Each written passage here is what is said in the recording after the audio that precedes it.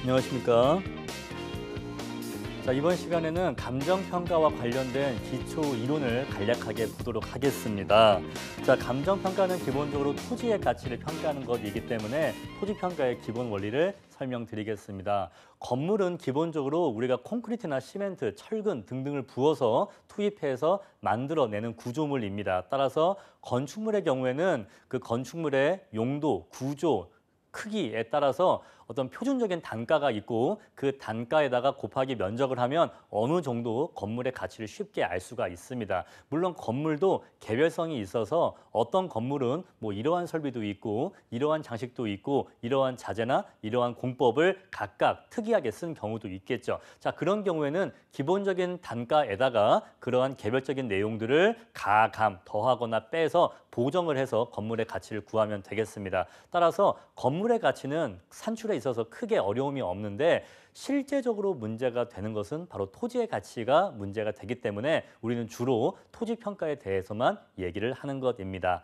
자, 기본적으로 땅 가격, 토지 가격을 알기 위해서는요, 세 가지 접근법으로 토지 가치를 구하게 됩니다. 자, 첫 번째, 거래 사례 비교법이라고 하는 방법이 있습니다. 이것은요, 말 그대로 내가 평가하고자 하는 토지와 유사한 꼭 이것과 똑같은 것은 아니지만 이것과 유사한 다른 토지, 다른 부동산이 거래가 된 사례, 실제 거래 사례를 기준해서 본 토지, 본건 토지의 가치를 구하는 방법을 거래사례 비교법이라고 합니다. 다음에 두 번째로 원가법이라고 하는 방법이 있습니다. 자, 원가법은 말 그대로 어떤 물건을 만들었을 때 그 물건을 만드는 데 들어간 원가의 총액으로서 대상 물건의 가치를 구하는 방법입니다. 자, 따라서 원가법은요, 건물의 경우에 적용되는 경우가 많습니다. 자, 건물은 여러 가지 건설 자재와 사람의 노임을 투입해서 만들기 때문에 자, 이 건물을 짓는데 들어간 원가가 얼마냐, 건축 원가가 얼마냐라는 것을 합계를 해서 건물의 가치를 보통 구하게 됩니다. 따라서 원가법은 건물의 가치를 구할 때 보통 사용되고 토지의 가치를 구할 때는 보통 활용되지 않습니다. 왜냐하면 토지라고 하는 것은 지구가 생겨날 때 자연적으로 만들어진 것이지 인간이 인위적으로 만든 것이 아니기 때문에 이러한 접근법으로는 토지의 가치를 구하기 어렵기 때문입니다. 하지만 예외적으로 토지의 경우에도 원가법으로 가치를 구할 수 있는 경우가 있습니다. 자, 어떤 경우냐면요.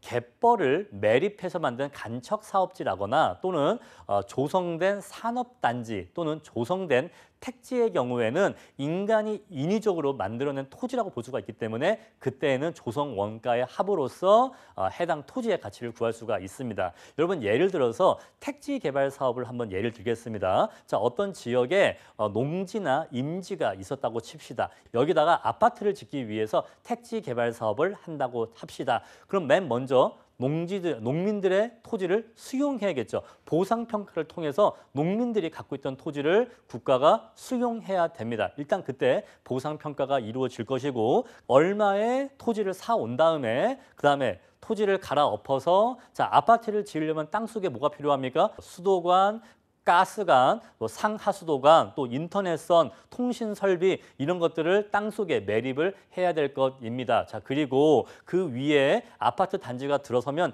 차들이 드나들 수 있어야 되니까 인접 도로에 대한 포장 공사, 도로 확장 공사 등이 이루어지게 될 것입니다. 자, 이렇게 들어간 원가, 공사비의 총합으로서 해당 택지의 분양가를 결정할 수가 있는 것입니다. 이렇게 예외적으로 조성된 토지의 경우에는 원가법을 통해서 가치를 구할 수가 있습니다. 다음에 세 번째로 수익환원법이라는 방법이 있는데 이것은 어떤 부동산에서 창출되는 수익의 장래 현가 합으로서 부동산의 가치를 구하는 방법입니다. 여러분, 명동에 가봤더니 뭐 파스쿠치라는 커피숍 자리가 뭐 평당 5억이 넘는다고 해요. 굉장히 비싼 토지 가격입니다. 자, 그런데 거기에 많이 있는 커피숍이나 화장품 가게의 매장에 임대료를 알아보니까 가게 하나 임대료가 한 달에 1억도 한답니다. 아니, 가게 하나의 가격이 아니라 월 임대료가 몇 천만 원 또는 1억도 한다고 합니다. 그러면 이렇게 월세가 많이 나오는 부동산은 월세가 한 달에 몇십 또는 몇백밖에 나오지 않는 부동산에 비해서 당연히 가치가 높을 것입니다. 그랬을 때, 자, 이 부동산에서 장래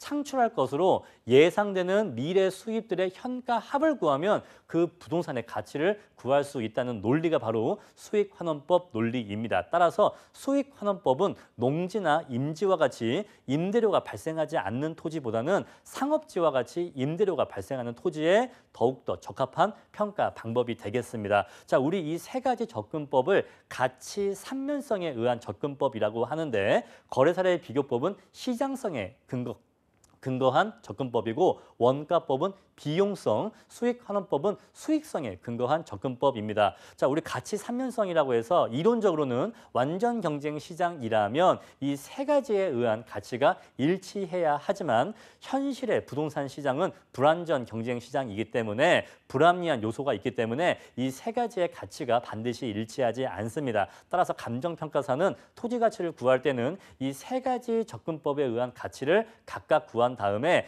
이 삼자 간의 차이가 발생한다면 차이가 발생하는 이유를 설명하고 적절한 조화 또는 절충을 시도하게 되고요. 그렇게 해서 최종 평가액을 결정하게 됩니다. 자, 이제 이어서 하나하나 구체적인 아주 간단한 사례를 통해서 각 접근법의 예시를 보도록 하겠습니다. 먼저 공시지가 기준법에 의한 거래사례 비교법입니다. 자, 부동산을 평가할 때는요, 크게 거래사례 비교법이라고 해서 인접 거래 사례를 기준으로 해서 평가할 수가 있는데 토지의 평가의 경우에는 우리나라는 법에서 토지의 평가는 공시지가에 의한다라고 나와 있습니다. 따라서 토지의 가치를 구할 때는 먼저 공시지가를 먼저 가장 기준으로 해야 됩니다. 자, 공시지가를 기준한 다음에 내 토지와 유사한 위치, 유사한 면적, 유사한 이용 상황을 갖고 있는 표준지 공시지가를 선정한 다음에 그 토지는 매년 1월 1일자로 가격이 공시되기 때문에 내가 지금 평가하는 시점이 4월 1일 또는 7월 1일 이런 식으로 1월 1일이 아니라면 연초에 공시된 1월 1일자로 공시된 가격과 현재 시점 간에는 가격 변동이 있었을 것이기 때문에 그 기간 차이에 의한 시점 수정을 해줘야 됩니다. 예를 들어서 연초에 어떤 부동산 호재가 있어서 부동산 땅값이 많이 올랐다라고 하는 경우에는 시점 수정으로서 상승률을 반영해 줘야 될 것입니다. 자, 그리고요, 만약에 내가 선정한 표준지 공시지가가 내가 지금 평가하는 대상 토지와 서로 다른 동네에 소재한다면 지역적 격차가 있을 것입니다. 자, 그리고 표준지 공시지가와 대상 토지가 완벽하게 똑같을 수는 없습니다. 왜? 모든 토지는 위치가 다르고 면적, 형상, 이용 상황 등 여러 가지 개별적 요소가 절대로 완벽하게 똑같을 수는 없습니다. 따라서 개별적 요인에 대한 격차도 보정을 해줘야 됩니다. 그런데 이상합니다. 아까 분명히 인접 거래 사례를 기준해서 평가한다고 하셨잖아요. 근데 공시지가를 기준에 버리면 인접 거래 사례 가격을 어떻게 반영합니까? 또 그리고요, 부동산을 잘 알지 못하는 저도 상식적으로 이 공시지가라고 하는 것이 실제 시세보다 낮게 공시되는 걸로 알고 있는데 이렇게 낮게 공시된 공시가를 기준에 버리면 결과치인 땅 가격도 낮게 나오는 거 아닙니까? 그러면 잘못된 평가를 하는 거 아닙니까? 라고 질문하실 수도 있겠죠. 자, 바로 그래서 여기 기타 요인 비교에서 실제 거래 사례에 의한 시장 가치를 반영하게 됩니다. 자, 공시지가는 행정적인 목적으로 공시가 되었기 때문에 실제 거래 사례와 불일치할 수가 있고 또 일반적으로 실거래가 수준보다는 낮은 수준으로 공시가 되는 것이 일반적입니다. 따라서 공시지가대로만 평가를 하게 되면 시세보다 낮게 평가할 수 있기 때문에 여기 기타 요인 비교에서 주변에 존재하는 실제 거래 사례의 시장 수준, 시장 가격 수준을 여기 기타 요인 비교치에서 반영해 주게 됩니다. 따라서 여기까지는 시세보다 낮다라고 얘기할 수가 있지만 여기 마지막 기타 요인 비교에서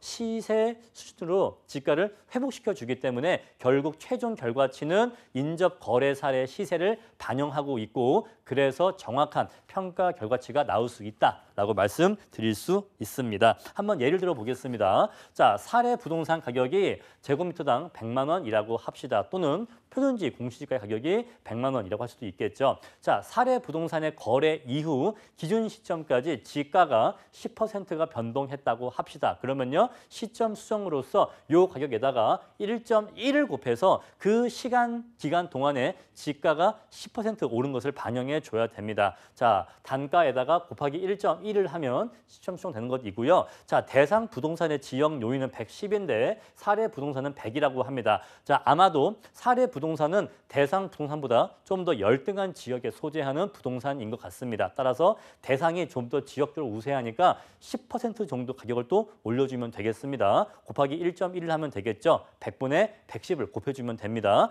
자, 그리고요. 대상 부동산의 개별 요인 지수는 90입니다. 근데 사례는요. 지수가 100입니다. 무슨 얘기죠? 개별적인 요인, 면적, 형상, 어떤 도로 전면 조건 이런 것들이 사례 부동산보다는 10% 정도 조금 열등하다, 조금 못하다라는 얘기입니다. 자, 이런 경우 역시 100분의 90을 곱해서 개별적 요인이 조금 열세하다는 것을 반영해 줄 필요가 있습니다. 자, 이렇게 해서 곱하시면은 최종 평가액을 구하실 수가 있고요. 다음에 원가법을 보겠습니다. 원가법은 기본적으로 자원을 투입해서 물건을 만들어내는 방법으로서 가치를 구하기 때문에 자, 재조달 원가라고 해서 내가 어떤 물건을 만들 때 신축 단가가 얼마냐, 내가 얼마 정도의 비용을 들이면 이러한 건물, 이러한 물건을 만들 수 있는가를 구할 수가 있겠죠. 그 신축 단가에다가 감가 수정을 하게 됩니다. 왜냐하면 건물을 짓자마자 평가하는 게 아니라 지은 다음에 일정 시점이 지난 다음에 어느 정도 노후와 감가가 이루어진 다음에 평가하기 때문에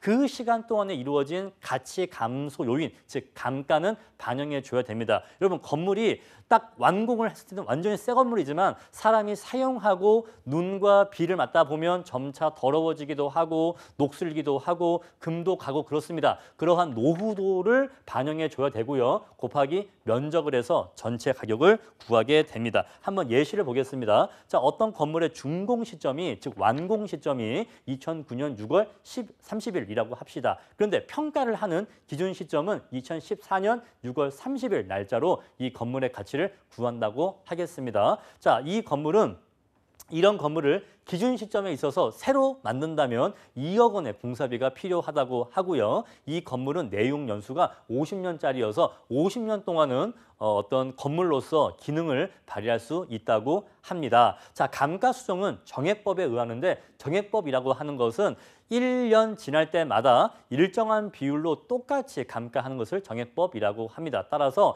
내용 연수가 50년이니까 정액법에 의해서 감가를 하게 되면 매년 50분의 1씩, 즉 매년 2%씩 가치가 깎여 나간다, 가치가 감소한다라고 이해하시면 되겠습니다. 자, 그런데 내용 연수 만료 시에 잔존 가치율이 10%라고 합니다. 무슨 얘기냐? 2억짜리 비용을 들여서 2억짜리 건물 만들었는데 이 건물이 1년 지날 때마다 매년 감가가 돼서 50년이 지나면 더 이상 건물로서 기능을 발휘할 수 없게 되는데 그때 가치가 영원히 되는 것이 아니라 10%만큼의 가치는 남아있다 이 얘기입니다. 이러한 잔존 가치는 왜 발생하냐면 건물을 철거할 때 그 철거 건물에서 나오는 철근이라든가 목재라든가 뭐 콘크리트 이러한 폐자재를 팔았을 때 회수할 수 있는 비용이 있습니다.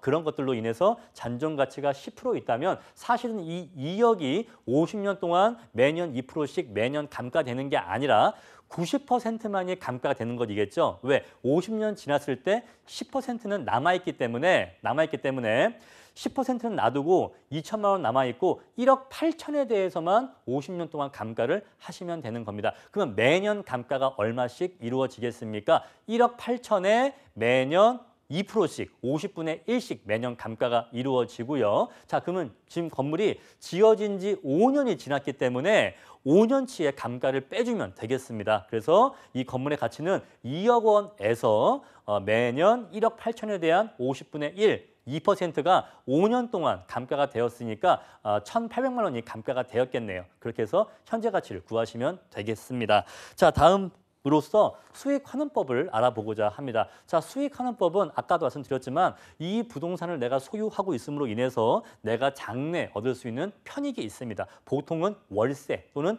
임대료 수입이 발생하게 되겠죠. 근데 부동산이라고 하는 것은 수명이 굉장히 길기 때문에 우리가 건전지처럼 몇 시간 쓰면 없어지는 게 아니죠. 몇십 년 이상 건물이 소지하고 월세가 향후 몇십 년간 나오기 때문에 굉장히 장기적 배려하에서 이 장기적 월세를 현재 가치로 환산할 필요가 있습니다. 우리 그러한 작업을 환원한다라고 하는데 그 환원을 환원 이율로서 하게 됩니다. 자, 먼저 어떤 건물에서 나오는 순수익을 구해야 됩니다. 자, 어떤 임대인이 받는 월세 총액이 곧 수입은 아닙니다. 왜냐하면 임대인도 월세를 받은 다음에 지출하는 경비가 있기 때문이죠. 가장 대표적으로 청소비라든가 또는 경비비가 발생할 것이고요. 또는 건물이 망가져 가니까 군데군데 보수공사를 해야 될 것입니다. 그러한 유지공사 비용들도 임대인의 비용입니다. 그러한 영업 경비를 빼야 되고요. 또 건물이라고 하는 것이 항상 만실 상태가 아닙니다. 항상 건물이 100%가 꽉 차 있는 상태가 아니고 어느 정도 공실이 존재하는 것이 일반적입니다. 따라서 자, 이 공실에 따른 손실도 빼줘야 되고 또는 어떤 세입자가 차 있다 하더라도 세입자가 살고 있는 공간이라 하더라도 이 사람들이 월세를 내지 못하고 야반도주하거나 그런 일도 발생할 수가 있습니다. 그럴 때는 우리가 불량부채라고 해서 회수하지 못하는 임대료 손실도 빼줘야 됩니다. 이러한 비용들을 고려하고 나면 순이익이 발생하게 되고 이 순이익이 바로 진정으로 건물주 또는 임대인이 얻게 되는 수입이 됩니다. 자, 이러한 수입은 올해만 발생한 것이 아니라 장래 수십 년에 걸쳐서 발생하기 때문에 이 수십 년 동안의 이 임대료 수입을 현재 가치로 현가 합을 해줄 수 있는 작업이 필요한데 우리 이것이 바로 환원 이율을 통해서 그러한 작업을 하게 됩니다. 이 순수익을 환원 이율로 나누어 주면 부동산 가치가 도출된다라는 점을 말씀드릴 수 있겠습니다. 한번 사례를 보겠습니다. 자, 평가 대상 부동산이 시장 임대료가 월 1억씩 임대료가 나온다고 합니다. 그 말은 연 12억씩 임대료 수입이 나온다는 뜻이겠죠. 연 12억이고요. 자, 그런데 이 건물이 항상 100% 만실 상태가 아니라 5% 정도는 공실이 발생하기도 하고 세입자가 월세를 내지 못하기도 해서 손실을 본다고 합니다. 자, 그러면요. 연 12억의 임대료 수입에서 5%는 공실 및 불량 부채액으로 빼줘야 됩니다. 그만큼은 손실이 되고요. 자, 그런데 주차장 운영 수입이 월 1,000만 원씩 나온다고 합니다. 이러한 부대 수입 역시 임대인의 소득이니까 임대인의 소득에 넣어줘야 됩니다. 따라서 곱하기 11을 해서 연 1억 2천이 되겠죠. 연 1억 2천을 임대료 수입에 포함시켜줘야 됩니다. 자, 우리 그러한 소득, 이렇게 계산한 소득을 유효 조소득이라고 하는데 그 소득의 40%가 영업 경비로 나간다고 합니다. 그럼 나머지 60%가 임대인의 순이익이 되겠죠. 그 순이익을 종합환원율 0.2로 나누어 주면 그 부동산의 가치가 산출되게 됩니다. 자, 이러한 방식으로 수익환원법에 의해서 건물의 가치를 평가할 수가 있고 이러한 수익환원법은 상가용 부동산이나 또는 오피스 부동산 같이 임대 수입이 중요한 부동산의 평가에 쓰이게 됩니다. 자, 지금까지 세 가지 접근법에 의한 사례를 살펴보았고 이제는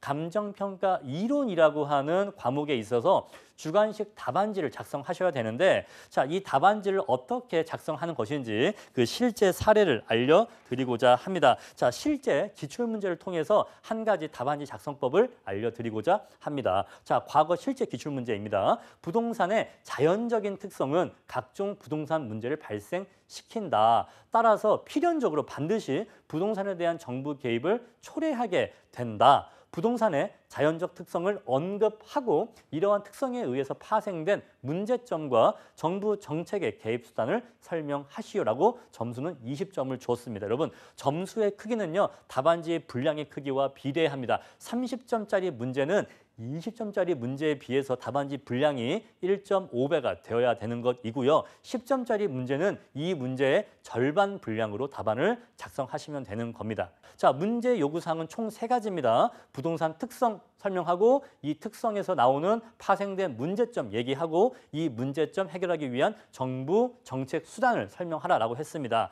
자, 이러한 3가지 요구사항을 쓸 때 답안지의 맨 앞과 맨 뒤에는 서와 결이라고 해서 논의의 시작과 논의의 끝을 알리는 서와 결이 오게 됩니다. 먼저 서에서는요. 이 문제가 무엇에 대해서 묻고 있는 문제인지 전반적인 문제의식에 대해서 언급해 주시면 됩니다. 자, 부동산의 자연적 특성이란 부동산이 갖고 있는 선천적, 물리적 제 특성을 말한다. 자, 이것은 절대적, 고정적인 것이 아니어서 그런 쪽 이어서 변화가 불가능하고 이로 인해서 각종 부동산 문제가 발생하는데 이러한 문제를 해결하기 위해서 정부가 개입하게 된다. 이하 관련 내용 알아보겠다라고 해서 이 문제가 뭐에 대해 묻고 있는 문제이고 나는 이렇게 설명을 하겠다라고 하는 전반적인 이야기를 하시고 본론에 들어가시면 됩니다. 그럼 첫 번째로 부동산의 자연적 특성 일단 설명하시면 되겠죠. 첫 번째 특성 바로 고정성 언급할 수가 있겠습니다. 자, 부동산의 위치는 인간이 인위적으로 옮길 수가 없는 지리적 위치에 고정성이 있다. 따라서 이 고정성은 부동산의 매우 중요한 자연적 특성이다라고 말씀드릴 수가 있고요. 자, 두 번째 부증성. 부동산은 기본적으로 토지의 양은 이 지구가 생겨날 때 천연적으로 자연적으로 생긴 것이기 때문에 인간이 인위적으로 그 양을 늘리거나 줄일 수 없는 특성이 있다라고 하는 부증성이 있습니다. 물론 예외적으로 택지의 조성이나 수면 매립, 간척 사업 등등이 있지만 이것은 기본적으로 토지 자체의 양을 늘리는 것은 아니기 때문에 부증성의 특성이 있다라고 인정받고 있습니다. 다음에 세 번째 영속성입니다. 토지는 그 어떠한 수단으로도 파괴되지 않는다라는 영속성을 갖고 있습니다. 이것은 건물의 특성과 반대가 됩니다. 건물은 인간이 만든 것이고 건물은 완공 시점 이후부터 삼각되는 삼각성을 갖고 있습니다. 따라서 건물은 시간이 지나면 자연히 삼각되고 결국 나중에는 없어지는 특성을 갖고 있습니다. 하지만 토지는 절대로 없어지지 않는다는 특성을 갖고 있습니다. 자, 네 번째, 개별성이 있겠죠.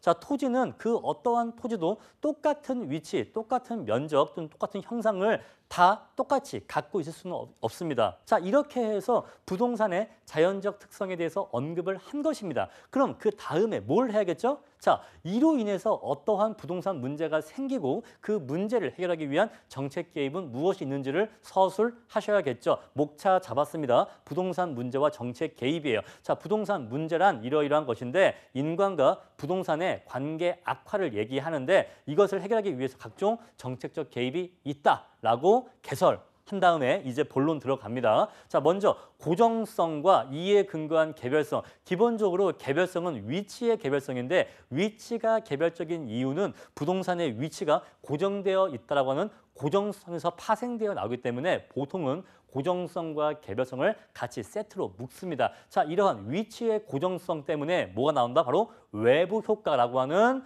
문제가 발생한다 이 얘기죠. 자, 어떤 주택 지역에 공장이 생겼습니다. 이 공장에서 매연을 방출하고 폐수를 방류합니다. 그럼 인접 주택지가 고통받겠죠. 근데 이 주택지는요, 이 매연과 폐수를 피할 수가 없습니다. 왜 피할 수가 없죠? 집을 뽑아서 옮길 수가 없잖아요. 위치가 이 공장이 내 집 옆에 있기 때문에 어쩔 수 없이 내가 도망갈 수 없기 때문에 이 피해를 고스란히 받을 수밖에 없습니다. 우리 이러한 피해를 외부 효과라고 하는데 이러한 외부 효과를 방지하기 위해서 주택가 옆에는 공장을 지을 수 없다라고 하는 용도지역제 같은 공적 규제가 시행되고 또는 매연이나 폐수를 방출하는 업체의 경우에는 환경부담금이나 기타 여러 가지 과징금, 여러 가지 세금들을 부과하는 정책이 개입되게 될 것입니다. 자, 두 번째, 지리적 독과점. 자, 어떤 특정 위치를 점유하고 있으면 국가가 그 땅을 필요로 할 때 이 땅은 내 거니까 못 팔아라고 할 수가 있겠죠. 그랬을 때 강제적으로 취득할 수가 있는데 그 경우에도 굉장히 높은 가격을 요구하게 됩니다. 여러분 예를 들어서 명동역 전철역이 있는데 명동역 전철역 바로 앞에 있는 상가 건물이 있다고 칩시다. 얼마나 지가가 비싸겠습니까? 근데 그 토지 주인은 그렇게 좋은 위치가 자신의 노력에 의해서 만든 것이 아니라 국가가 자신의 토지 앞에다가 명동역 전철역을 만들었기 때문에 자신의 가치가 오른 것인데도 불구하고 그로 인한 이익, 혜택을 본인이 누린다는 거죠. 그러한 지리적 독과점 문제가 생기고 이것에 대해서 불로소득을 환수하려고 하는 여러 가지 정책적 시도가 있다 정도 언급을 했습니다. 다음에 개발 이익의 향유입니다. 자, 예를 들어서 어떤 지역에 아주 좋은 공공시설이 들어온다고 합시다. 예를 들어서 서울대학교가 어떤 지역으로 이전한다고 칩시다. 그러면 그 서울대학교 예정 부지는 거기에 살던 사람들은 국가에 의해서 토지를 강제 수용당하고 다른 곳으로 이주해야 됩니다. 그렇죠? 그런데 문제는 서울대학교 사업부지 인접지에 살고 있는 사람들은 아무런 일도 하지 않았는데 단지 내 집 옆에 좋은 시설물이 왔다는 이유만으로 집값이 오르는 이익을 얻게 됩니다. 그러한 개발 이익을 회수해야 되는데 여러 가지 투기지역 지정, 양도세, 거래세 등등의 방법으로 이러한 개발 이익을 회수하려고 하는 정책 시도를 하게 됩니다. 자, 또 부등성으로 인해서 토지에 대한 수요가 증가할 때 공급이 충분히 그만큼 뒷받침되지를 못합니다. 왜? 부동산의 공급은 원활하게 단기간에 이루어지기가 어렵기 때문이죠. 따라서 그로 인한 가격 폭등이 발생하는데 여러 가지 투기를 억제하기 위한 정책이 시행된다라는 얘기가 나와 있고요. 또는 과도한 생산자 이윤. 자, 아무래도 집이 부족하고 부동산이 부족하다 보니까 건설업자 또는 부동산 공급업자에 의해서 과도한 이윤이 발생할 수 있습니다. 우리가 직접 집을 짓거나 우리가 직접 아파트를 짓는 것이 어렵기 때문에 어쩔 수 없이